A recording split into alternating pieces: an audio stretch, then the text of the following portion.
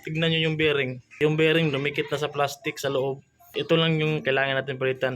Ang problema nito is yung ulo niya, yung lagayan ng blade is hindi na umiikot pag pinihit mo sa kamay. Buksan natin at tignan kung ano yung problema nito. Sunog yung bearing na connected sa armature niya.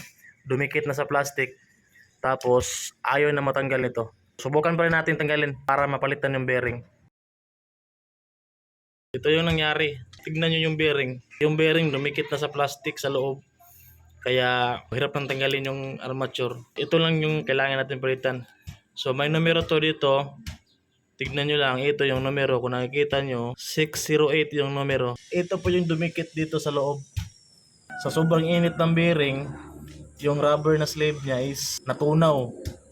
Dumikit na, tapos dumikit rin dito sa plastic. Yun yung mga kadalasang dahilan kung bakit umaandar yung grinder pero hindi na umiikot. So yun, at maraming salamat.